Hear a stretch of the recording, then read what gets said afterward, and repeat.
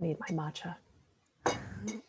Hi, everyone, and welcome back to the Mind Body Musings podcast. This is your host, Madeline Moon. And we are being so treated today by the presence and the gifts and the energy and the wisdom of Miss Eva Clay, who has been in my space, in my sphere through various friends and erotic intimacy teachers who have recommended her many a time. And today is the day where we are going to be listening to her juicy insight.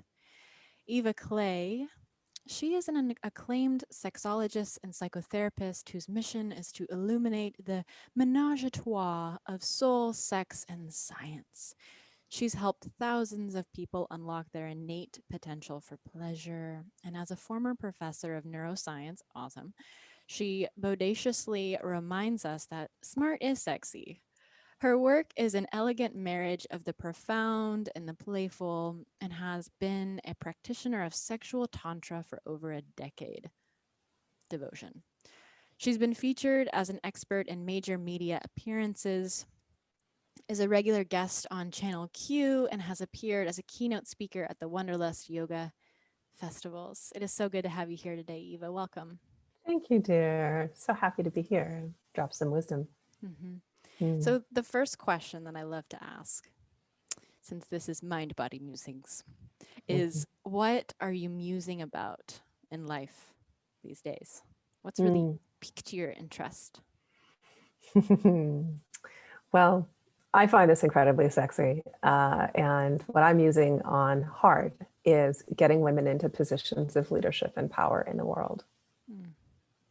and how to weave the erotic into the very matrix of feminine power, because it is huge. It's a huge piece of our feminine power. And how can we make that explicit?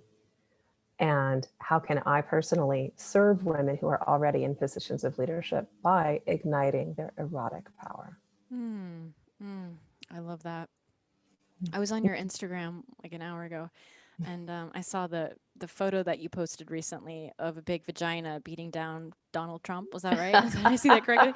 It was hilarious. I was like, this is Yes. just so explicit. It's so beautiful. It was like in the ring, and I'll make sure that I include a link to that so everyone can enjoy that art. What is really cool about that image, I just want to elucidate this. It's not obvious at first glance, but that vagina, that vulva, is actually an old school anatomy drawing. It's like the drawing you would have seen in junior high when Mm. you were learning about anatomy, if you ever got to learn about anatomy. And so it's kind of like the old school um, feminine, Mm-hmm. how our bodies and our sexuality has been broken down into anatomy and institutionalized and medicalized. And that's actually what's beating down Donald Trump, is the Mm. old version of femininity. Can you explain that a little more?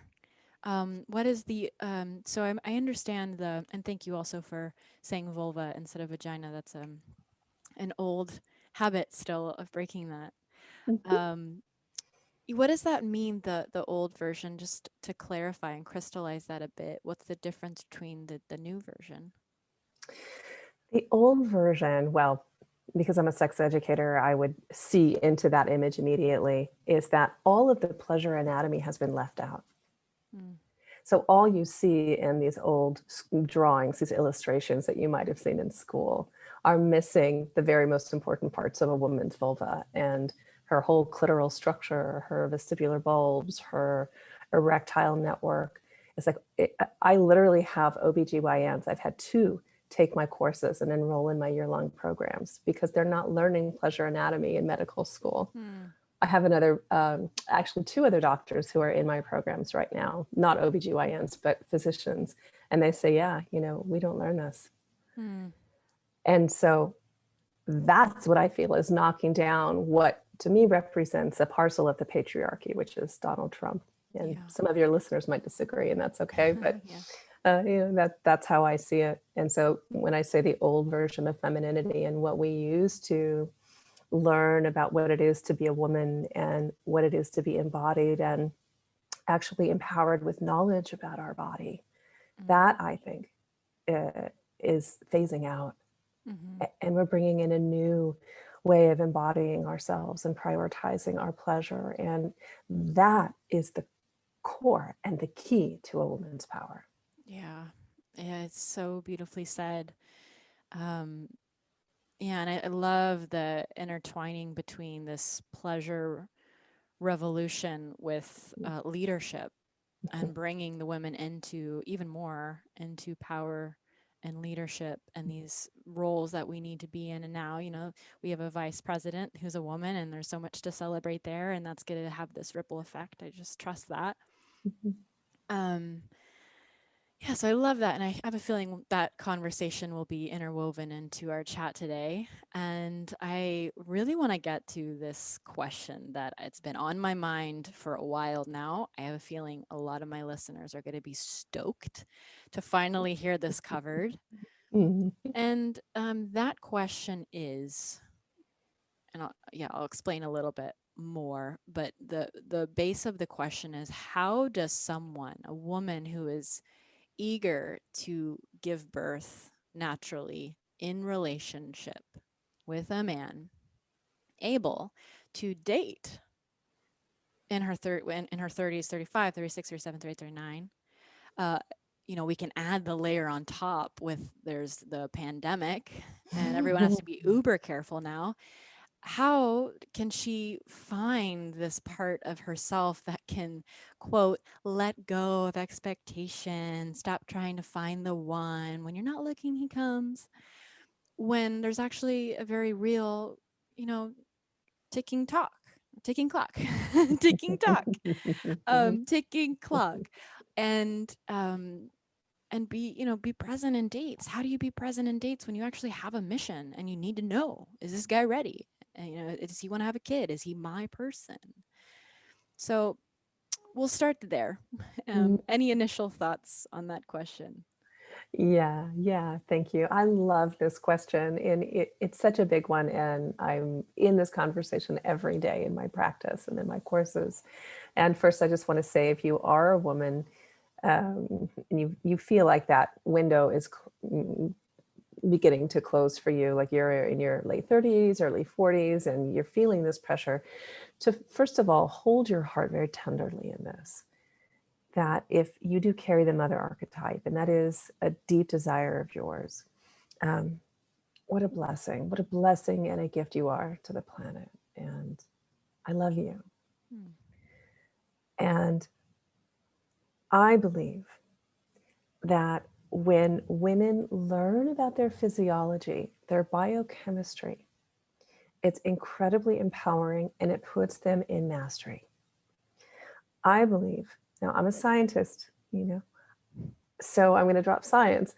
And I believe that the kind of holy grail of womanhood is emotional self-mastery, meaning not to suppress or repress or deny or withdraw from your emotional being, but to embrace it so deeply and so succulently that you have a relationship with your emotional body. And you can name and you can articulate the ribbons of neurohormones that manifest as emotion, that run through like threads in your body. When we don't know what the hell is happening to us, we feel intensely, but we don't know why.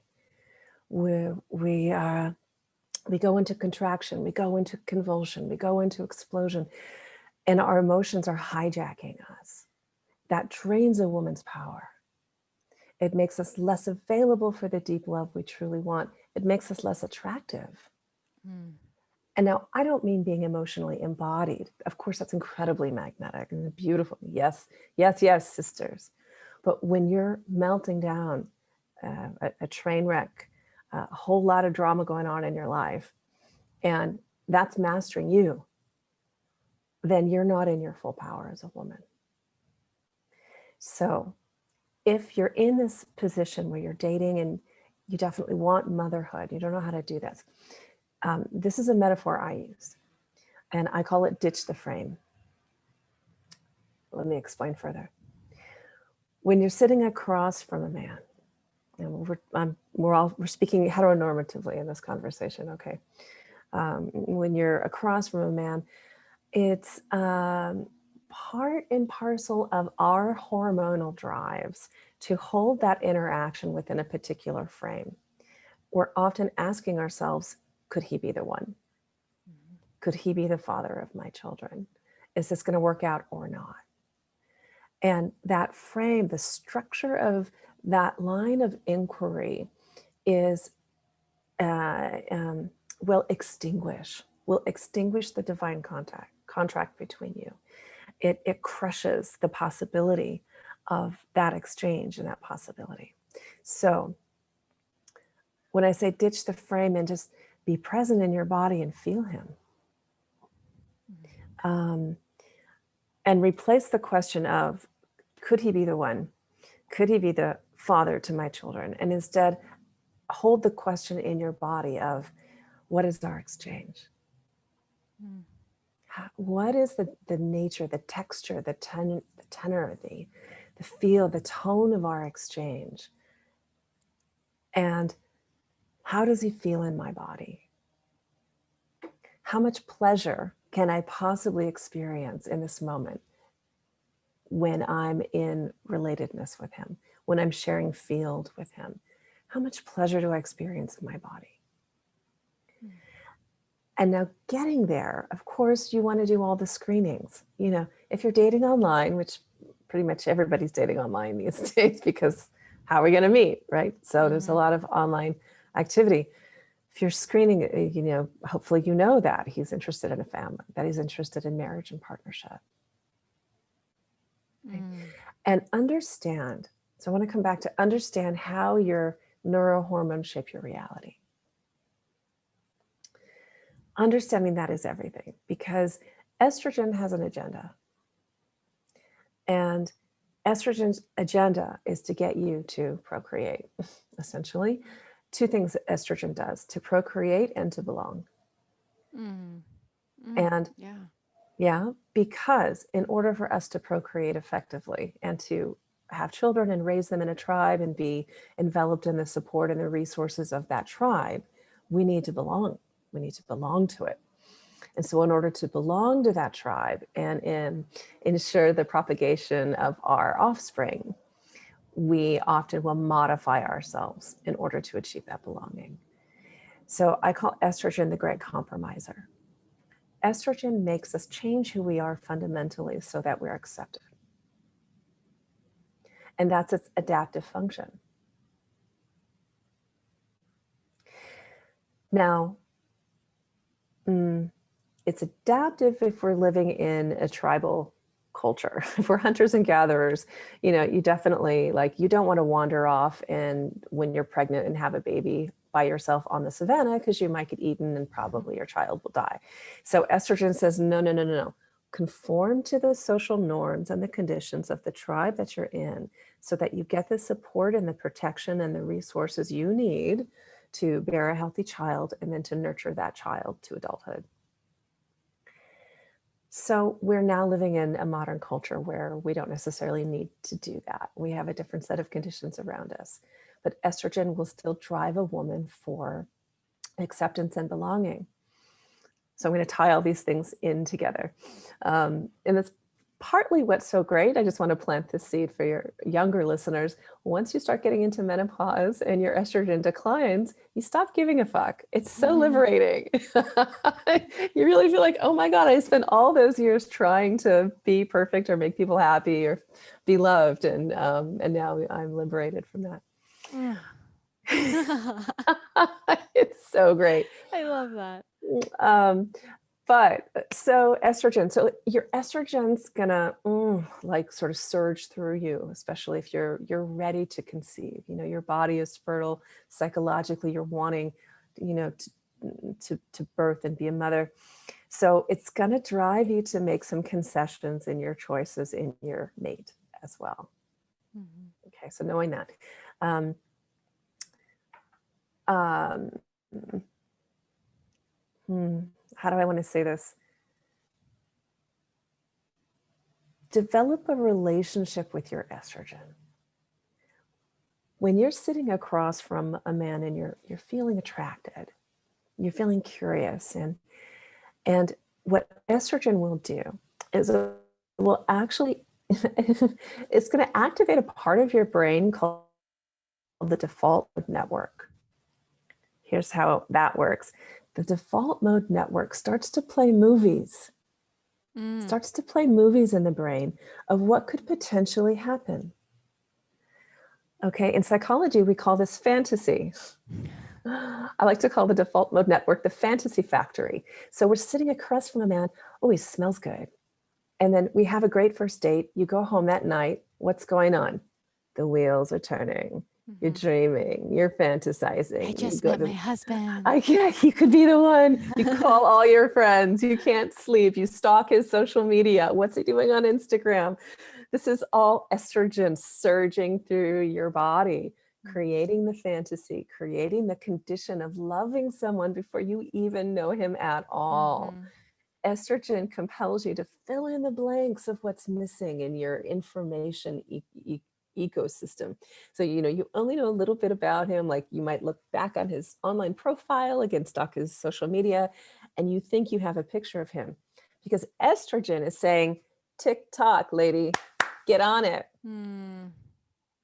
Okay, so estrogen is that compelling force. So when I say get in touch and build a relationship with your estrogen, so that when all this stuff starts happening, you can go, okay, like I know what is going on here. This is sort of like a hallucination of my hormones. It's a hormonal hallucination. I just made that up. Hormonal hallucination. Great. But when you know that's happening, you understand it's not necessarily reality. Okay, it's the metaphor I draw with this is like for women, we have cycles every month, and we have hormonal cycles. And when you're in your premenstrual cycle, the week before your period, sometimes you feel kind of crazy, like you're moody, you're angry, you're weepy, you're whatever. And when you know what that is, you're like, oh, I'm PMSing. I get that. Okay, this is what I need in order to care for myself during this time. Not going to make any big decisions. I'm going to get a massage. I'm going to like lay low, whatever that is for you. Do the same when you're dating. Understand that when the estrogen is surging, what are the self-care practices you need in order to stay grounded and to be able to sort of witness the estrogen flare, as I call it, like you're watching a train, but you're not on it.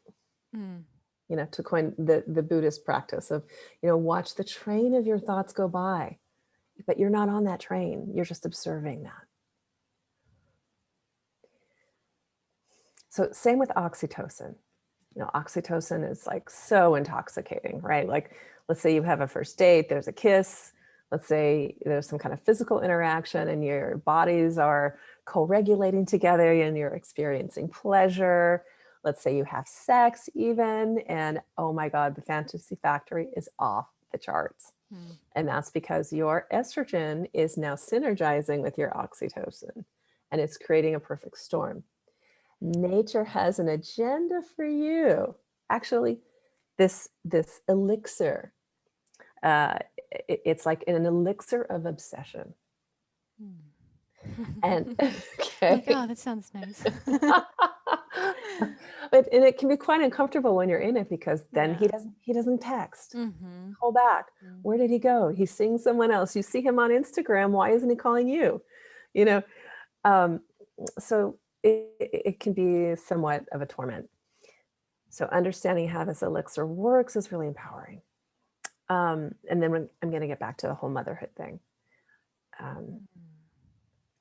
When you're, I call it like when your ovaries are quivering, like you really are ready to have a baby and you're really looking for that one, understand that your estrogen is spiking. It's peaking. It's spiking. So that kind of hallucination that I talked about is going to be extra strong. Wow. Yeah. It's already so strong. It's already so strong. Like 20s, like all throughout the 20s, it's like feels like so it's stronger than that, than even like the college, he's the one. Post college, he's the one. Yeah, because then, like, let's look at the psyche, because then it commingles with this belief system of I'm under pressure now to do this. And if I don't find a man and have a child, what does that mean about me? And we can look at like how some deep core beliefs then begin to inform the physiology. And we weave in a sense of anxiety. Can I ask a little question here? Yeah.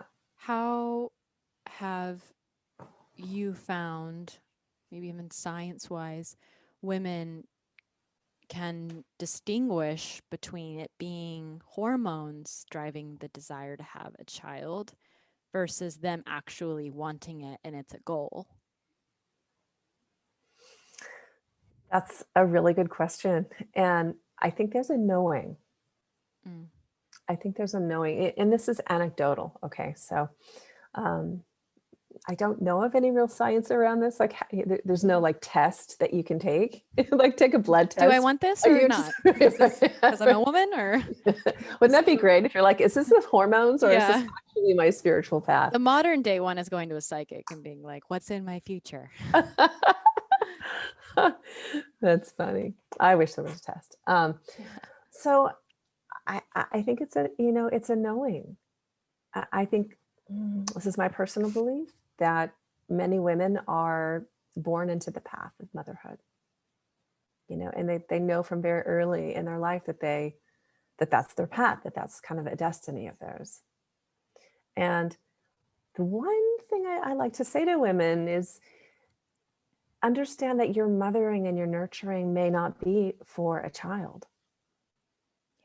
That mothering and nurturing might be for a project or animals or another person's child, or that if you have a calling as a nurturer, and that may or may not mean it's a child of your body.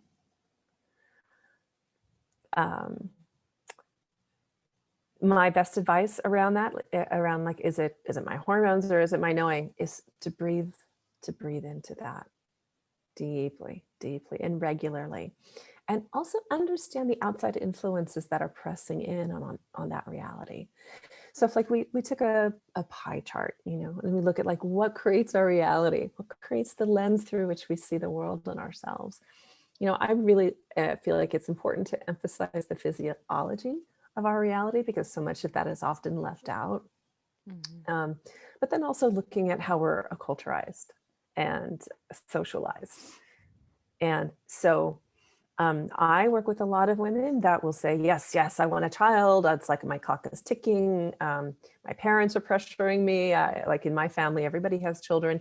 And then once they hit like 45, they're so glad they never had kids because they realize all along it was like this outside pressure in on them. So getting really, really clear at the most subtle level of what feels true for you in your path. Isn't that the whole goal of all spiritual practice? Yeah, absolutely. And I can imagine that some people would have the fear that if they chose, if that core knowing was, no, I don't want to have a child, that then the what ifs, what if I'm 60 and I regret it? And what if I'm on my deathbed and it's really the only thing I ever wanted? And again, like, well, one, I don't think that would happen. I think when we're dying, we're probably going to have lived such a long life. We're going to be like, all right, just take me. I'm ready to go back into the ether from where I came. But if that so happened to be the case, again, that's another beautiful place to lean into, of like gratitude for all the ways you did mother and all the things you did create, and all the places that you leaned into and were meant to lean into instead of having the child. And like also let that thought, that yearning that you may have when you're 70 break you open too. Just like all the lovers that you never ended up marrying. Like, the end of the day, we're gonna be broken open by every single thing. Well, you're gonna be like, thank God. Yeah, I can imagine. Yeah, and I'm 49, so I'm speaking to you from this stage of life. But going back a little bit, like about ditching the frame, because I really want to Mm-hmm. honor the women who are, in this Yeah. space. I really want to honor them and really give them tools. Mm-hmm. So ditching the frame, if you're sitting across from a man and you've got that inquiry running through your body of, is he the one? Is he the one? You are dimming your radiant light. Mm-hmm. Mm. And you're going to become less magnetic to him and to everything in life, because what that question does is it creates contraction in the body, because it creates anxiety, Mm-hmm. and it makes you impenetrable. Oh, yeah, 100%. Yeah. 100%. So Can you ask it. explain that for people who are unfamiliar with that kind of concept? Yeah. Very fundamentally, the masculine looks for a place to penetrate, looks for looks for a soft place to penetrate. And if he's not able to penetrate you energetically, meaning you're not opened, you're not softened, you're not receptive to him, not only to him, but to also what is called the phenomenological field between the two of you, the unique, magnificent current that the two of you are co-creating in real time. If you're not participating in that in a way where he feels you are receiving him, then there's nowhere for him to go. And if you're looking to conceive a child, Mm. you must be in a penetrable state, an impregnable state, I'll Mm. even say. So let's weave in the word fertility here. Because if you're a woman looking at this question, this is really hot. Your fertility. How fertile are you to relationship? Ask any man. He does not want to be interviewed as your baby daddy. He is like, I work with a lot of men, and I I run a lot of their online profiles. It's amazing. It's so much fun to serve these guys, and uh, they see women like that and they run the other direction. Like women who are, they feel that, like the grasping, Mm-hmm. the anxious kind of grasping of like, I'm 37, I need to have a baby now. Are you my baby daddy? Gone. So can you relax and actually even just imagine becoming, this is going to sound crazy, okay, but I feel like I can go here. Yeah. Become a cervix. Mm-hmm. Mm. A healthy cervix is a beautiful, round, plump, juicy, sticky, gooey kind of Yeah. donut, with like a Mm. little tiny hole. It's like a donut with a little tiny hole in the middle. So can you become that cervix and even imagine yourself sort of throbbing, or there's this like a little movement here in the cervix, because that's what the seed penetrates. And can you hold that in your body? Can you run your energy vertically up and down through your body so that when you're with him, you become this irresistible target? Mm. Mm. And relating from that space. And you can also hold in your mind, of course, your discernment. Like, you don't want to go on a date with just every guy. Like, screen him, make sure he's in the running. Mm. Mhm. Ooh, so how do you bring that ooey gooey pulsating cervix energy to the Bumble platform, to the work Oh, down on the yes. phone? Yes, I have been nailing this. It's been so fun since the pandemic. All my clients are dating online, and wow, I have developed a whole art and science to this. It is Uh, so interesting. we need it. We need it out there. We really do need it. And I run online profiles for both men and for women, so I'm seeing what's happening behind the scenes on both sides. And so, how to create that visually is a great way to create that with your photos, because of course men are going to look at your pictures first. Mm-hmm. They're visual creatures. So, have some fun. Put on some different outfits. Look in the mirror and become a cervix. I can't believe we're talking about this. It's kind of crazy, but I'm just going to go with I love it. Look up, like Google a cervix. Probably most women have never seen a cervix, Mm. much less their own. But look at a cervix and like, how can you dress in that way? How can you move in that way? And have a girlfriend take some pictures, set up a date, a picture taking date, or even hire someone. But you could do it with your girlfriends on your phone, and communicate to him through your body. What you're open to, how your body experiences pleasure. How do you run the pleasure current through your body? Make sure that most of your photos online are photos of you in movement. Yeah, first of all. And make sure that they're natural, not overly made up, not overly done. All the men I work with are looking for women who haven't, put filters all over their photos and airbrushed themselves. And so they want you at your authentic, raw, undulating self. And then in your text, in the copy that you put into your profile, which now it's like less and less with all the on apps, between Bumble and Hinge and all these apps that everybody's on. There's like, 2 sentences that you can put in each question. Yeah, that might be another conversation, but that's a whole art in and of itself, is expressing what you love. So the one little tip I'll give if you're online dating and you really want to become a mother, express what you love. And if he feels like he can make you happy, he's going to respond positively to that.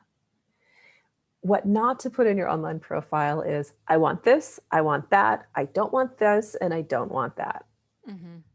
So those hard edges are very aversive to men, and even men that could be potentials for you. So instead, effusively express, effusively ooze that which you love. And he is going to be irresistibly magnetized to you because you're running something through your body that he doesn't have as great of access to. Right? Such beautiful tips. I mean, all of that. Becoming a cervix is like my favorite thing that we've talked about today. It does the trick. I'm like, yes, okay. I've actually never said that to anybody else before, so it just came through. It's so good. I've had long ago. I had London Angel Winners on here. Wonderful. And she talked about when you're on a date, feel your cervix say yes or no, like feel her open or feel her contract. And I love this mindset because it's like the whole thing, you are the cervix. Like, are you opening or are you contracting? And the contraction on a date could mean that he's not for you, but can you open through that contraction, like, and be available to love in the date? And that's it. But showing up as love in the date as an open pulsing cervix. Yeah. I love that she used the cervix thing too. That's fun. Yeah, it's a really beautiful, I love this. And wonderful. That's a wonderful point of like being in movement in your photos and not having all these filters on, not saying what you want and don't want. I know personally for myself, when I'm on there and I see men who say, swipe left if you blah, blah, blah, swipe left if you voted for this person, or swipe left if you don't like sarcasm. I swipe left, and it's not because of what it is they're saying, but it's because they're talking about what they don't want. And it's not like I'm consciously like, oh, they're writing about what they don't want. My body's just naturally like, ugh, no, like to all of the people who do that. Yeah. So of course, vice versa, it's the same thing for the men on the other end. They want to know what brings you to life. Yes. What sparks joy, what moves pleasure through your body. Exactly. Yeah, exactly. And it's okay to also have your discernments, like I said, if you really want a child, make sure he's a yes to that before you even go on that date. I don't recommend bringing it up on the first date. Mm. You know, Okay. there are some schools of thought that would say, like, right away tell them, be clear, this is what I'm interested in before we go any further. Is that, and I'm not a fan of that. I find that just in like 25 years of doing this, I don't think that it really works. I think you just eliminate a lot of possibility in the exchange. Mm-hmm. So first date, let the first date be nonlinear. Let it be a feeling state. Feel him. Just feel him, taste him, savor him. Non-linear date. That's beautiful. Have fun. Yeah. Oh my God. Have fun with him. And then from there, if it feels like if he felt good from the second date on, maybe then talk about, these are my really explicit goals, Mm-hmm. And I think as a masculine also, he just needs to feel good in your presence. He just needs to feel like you activate something in him that he can't activate himself. Mm-hmm. You activate his feeling state. Mm-hmm. So I know, let's string together a couple of different concepts that we've covered so far. Okay, so because I want to create a cohesive set of tools for your listeners. So we talked about ditching the frame and replacing the inquiry of, is he the one, with how much pleasure can I possibly experience in his presence? And expand that, and expand that. And even if being in his presence is agonizing, or there's something about him that is like just such a complete no, how can you find pleasure in that moment through your breath, through your senses, through your sensual being, through the stroke of your own hand underneath the table? And even That's the humor. practice. And humor. I my go-to is always humor of like, this is gonna be a great story someday. Yes. Been there. Yes. Get it. So ditching the frame and understand, like, what are the practices that you need to roll back that frame and get into mastery of your emotional being, which means to feel it and to not necessarily see that as your reality. So you might feel this surging estrogen, grabbing anxiety. Oh my God, is this ever going to happen for me? I need to make this happen. I just breathe that down, manage that anxiety. That's not going to work in your favor when it comes to relating. Yeah. Become the cervix and communicate. Communicate from that cervix. So be a point of pleasure that he wants to impregnate. Yeah. Mm-hmm. And don't forget your discernments. So my clients, the women I work with, they have a mantra, two mantras. One of them is go into every engagement with the mantra of, I'm safe, I'm loved, and I belong. I'm safe, I'm loved, I belong. So this directly addresses estrogen, because these are the points that estrogen is most concerned with: your safety, your livability, and your belonging. Oh, that almost makes me want to like tear up a little bit.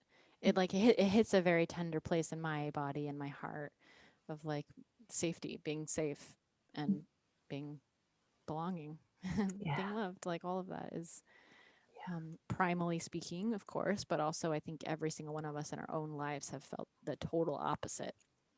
And so giving ourselves that mantra in, like you said, every aspect of life, every engagement, what a powerful gift to give yourself. Yeah. It's a profound mantra. It hits, I won't go into all the neuroscience about it, but just suffice to say, it hits all the points we really want to hit for a woman. So I really encourage you and all your listeners to use that. I'm safe, I'm loved, I belong. Deep breath. And then the other one, is he good enough for me? Literally lean back, put your queen's crown on, girl, and assess, like, is he at my frequency? Is he vibrating at my frequency? Is the energy that he's outputting, does it match? Does it resonate? Does it, here's the thing. Dating today for women, you're gonna have to become a kingmaker, period. Mm-hmm. Like, unless you meet like a very exceptional situation, you're gonna make him a king. That's just it. And I feel like this is the essential skill set for women today, even if you're partnered, is really how to align and position yourself in a way that elicits his best self and his masculine energy. So that to me, I think is required training for all women these days. So lean back and just feel, though, does he have the integrity? Does he have the makings? Now, he's going to fuck up. He's going to do all the wrong things. He's going to say the wrong things. He's going to not text you the next day. He's going to have a terrible profile online. Anyone who's dated online and looked at these profiles, it's like, oh my God, are you kidding me? That's what it's going to be. It's all right. Doesn't mean he's a bad guy. Mm-hmm. But does he have in his essence, in his core, the essential sense of integrity to himself and to you that you can work with? Mm. I don't mean to change him, but I mean to evoke from him the best of what he's got. Does he have the ingredients? Or is he willing to adopt them? That's the question. Mm. Oh, yeah. Wow. I am so grateful to you right now for saying you're going to be a kingmaker. It's like that was a truth that I feel, it's kind of in the murky waters of my body of like, do we find the king or like, because I know that, yeah, we build upon each other our pleasure and our pleasure and magnetism and love for life and zest inspires his leadership. Like it keeps building onto each other to create this luscious polarity. And there is definitely a mindset that I've had and I've noticed in this conscious community of like there's the different stages of a man, Kings to the Kingdom by Alison Armstrong talks about like the prince, there's something and then a prince and then a king. And I've had conversations with my girlfriends and they've reflected to me, well, he's a prince, he's a prince, kind of in a you're a queen, and he's just a prince. So nothing, I'm glad that I've left those relationships with the princes that I was with. And there's a really beautiful thing to lean into there, that it may feel always to the queen that these men are princes on the rare exception. And it is part of the role that relationships we enter into of being the kingmaker and most likely him, perhaps the queen maker, holding her even more tightly and not putting up with her bullshit and leading her into her heart even more to help her become that queen more so. But I love that because that's not something that I'm going back to the women who are looking for the man that they're going to be with to make that baby. They may be really expecting that he'll be a king in order to make a baby with her. He needs to be a king as well. And that sounds like a lot of expectation. It's a massive illusion we need to drop. Mm-hmm. That your king is going to come ready-made. He's not. He's just not. Again, with rare exception. So that's why I really believe, like, I love Alison Armstrong's work and many others, who train in this. I've studied it all. And this is just the reality of the moment in time that we're in right now. Look for, does he have the ingredients? Does he have, it's like baking a cake. Does he have the ingredients to bake the cake? Mm-hmm. Basically. And as the queen, you're going to bake it. This is just the reality. And in part, like, I appreciate what you said about, and hopefully he's a queen maker and leads you deeper into your emotional body and all of that. Yes. And it's also through the act of king making that we ascend to our queen's throne. Mm-hmm. Like for really powerful women today, I consider you one, women who are leaders, alpha women, learning to lead from behind. this is it. Like if we lean back and wait for our Prince Charming to arrive and sweep us off into the horse and let him lead us, you're going to go through a string of disappointments.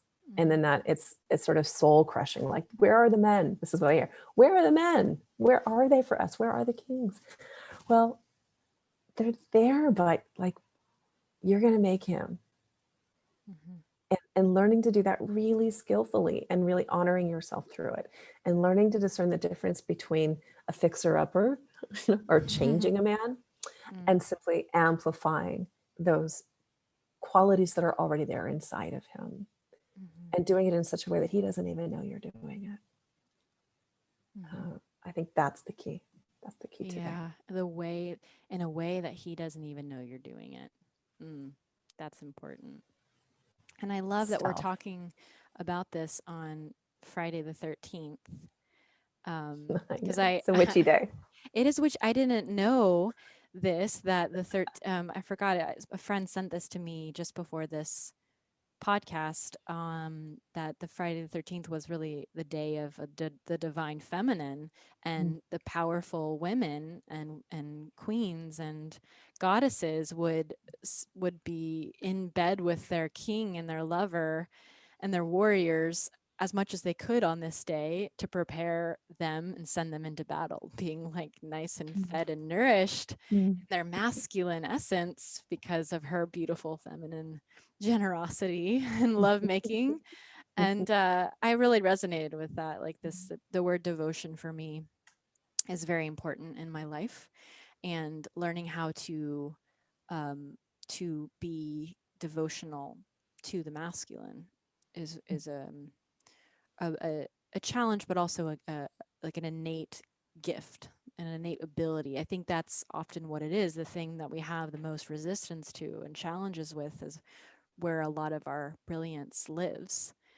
And as powerful alpha women, as women in general who are going in their own heroine's journey, part of that, the circling back around is learning how to be humble in your gift of making the king, and doing it, and like you said, in a way that he doesn't even realize you're doing it. Yes, it's the sacred art of seduction. So I love hearing you in talking about devotion. And that to me is a particular archetype of erotic feminine, the devotional, like the Sita. I work with the Hindu pantheon of goddesses because I'm tantric. So that's this, the Sita, the deep devotion. And corollary to that is the seductress. And that's primarily what I work with. So it's like, how can we so skillfully and subtly, at the level of the subtle, seduce forward his power and invoke in him? It's almost like just blowing on a little ember that's inside of his heart, but doing it from the back of the room. Could you give us an example, like something you've done or so much. Let me think of something that's even moderately appropriate to say.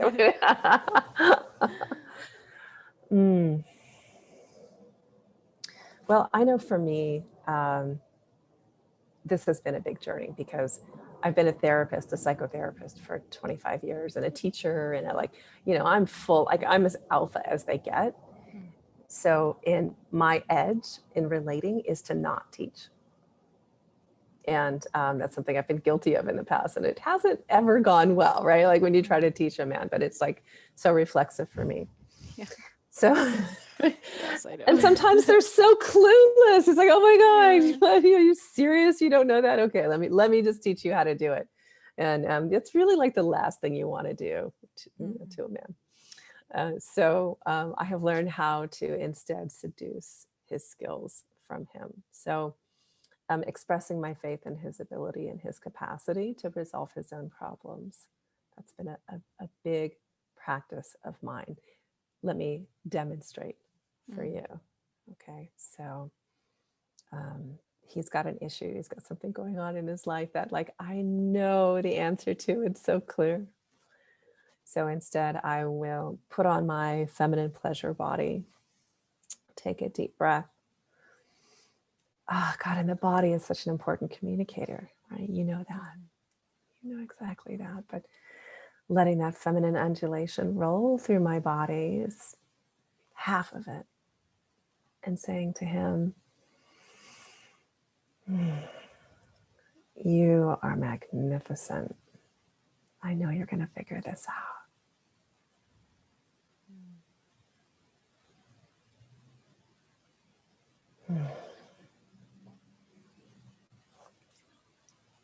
Mm.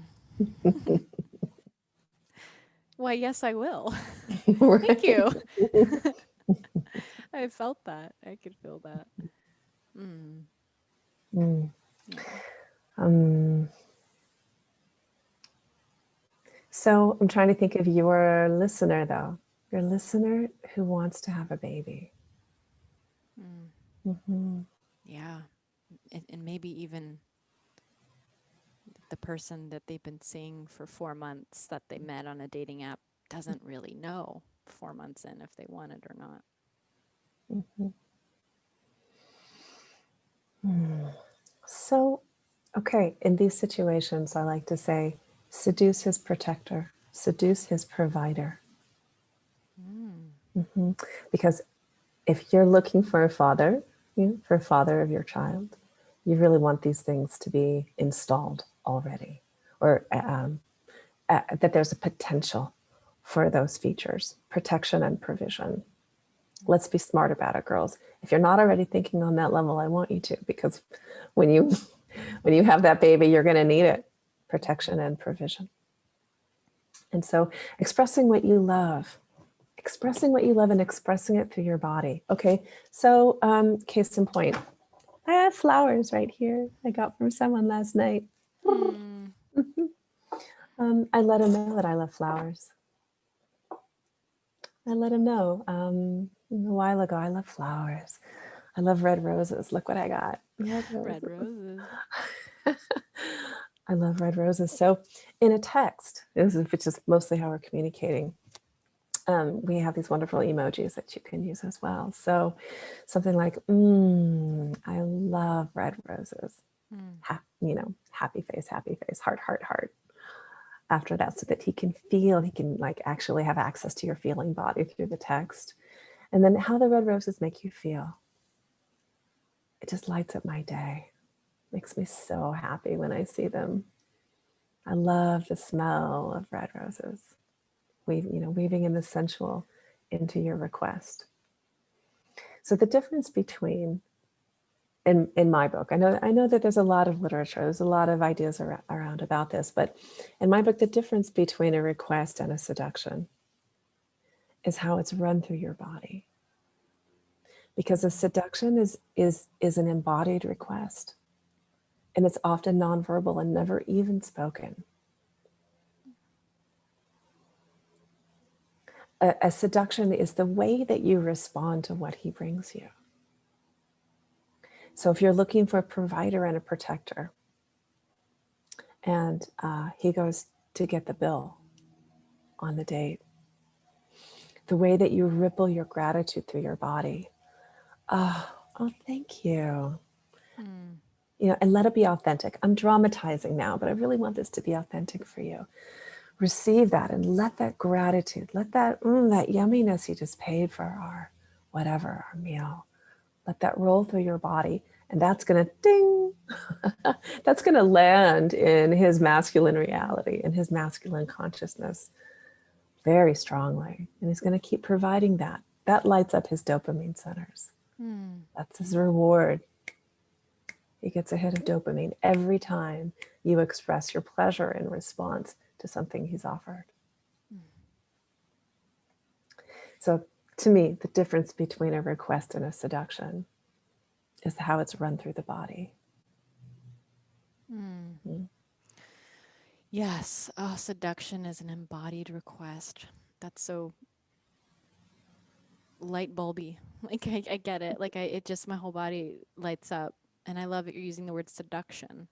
Um, I've often talked about the art of revealing, and that brings expressiveness and revealing what's on the inside on the outside. But um, this is really juicy. This is we're getting into the land of using our revealing and our sex together. That's when they're meeting. That's what seduction is bringing that innate feminine pleasure with the revealing, which is more specific. And I think that's what we're here to do right now, is reclaim our pleasure and lead with the feminine in our heart, and that crucial ingredient that women have intimate access to in the way that men do not. And even the thank you, like I have for the bill, I have so many memories of like just a really weird relationship myself to the bill, and I've worked through it in all these different ways. But I like for like there's still definitely a part of me that feels like it's so weird. It's so weird. It's a because I'm hungry for a protector, provider man. That kind of energy is so sexy to me. And of course, that's the place where when it happens, which it happens often, that he will reach for it and pay for it, my breath stops, stop breathing. And I've worked on that, of really bringing in breath and giggling. You know, you dramatized it. Mine's very much similar to that of, oh, thank you. I'll bring in some kind of, often I'll bring in like a goopy energy, like this, like playful, thank you, because that's really served me in allowing my expressiveness to come out in that regard. And I also love the seductive thank you. That's really saucy, and I'm sure that would inspire and turn on his green light even more. Yeah, definitely. Mm. And there's another word that I want to weave in here, because I hear you talking about reveal and then I'm talking about seduction, and that is enchantment. Mm. Ooh, And love that and, word. and these are all what I call like the lost feminine arts. And this is what I teach in my signature course, the Aphrodite Circle, which is really about how to cultivate a sense of allure and Mm. captivation and enchantment inside of your erotic feminine power. So it's not necessarily using your sexual energy. Mm. It's using your erotic power, which is different. And it's part of the great gift of the feminine, is to learn how to enchant, not in a manipulative way, but in a way that actually enchants the best out of everyone in every situation. And you can look at great enchantresses over time. Like my favorite is Cleopatra, who was a great seductress and enchantress. Mm. And she enchanted her way through one of the most epic eras of leadership in human history, you know, her reign over Egypt. And, anyway, I could go on about Cleopatra and all the great things that she did in her leadership, but she, you know, she had 4 children, 2 from Caesar and 3 from Antony, his best friend. And, she was just fully this like polyamorous mother. And so to enchant means to actually use your energetic gifts to lift somebody out of their current story, out of their ordinary reality, and into a non ordinary reality, so that they can innovate and create and discover new parts of themselves, new sets of strengths and skills that they might not even be in touch with. And so this is what I mean for women with men, is to become the great enchantress. That the enchantress doesn't buy the ordinary story. She bypasses the ordinary story, and she makes a stand for the extraordinary. Mm. Mhm. Mm. So she is that archetypal feminine goddess at the top of the mountain, who says, if you want me, you must ascend. Because she stands above ordinary reality. And so to relate with her means to meet her there. And when you're on that date with that guy you met on Hinge and you're wondering if he could be the one, when you're making your online profile or your profile for Hinge or Bumble, I want you to consider yourself the great enchantress and to hold yourself in such a way that magic pours out of every pore, and to cultivate that sense of mystery and mystique and self-possession, because that's what the great enchantress has. She is in possession of herself. And that creates incredible magnetism.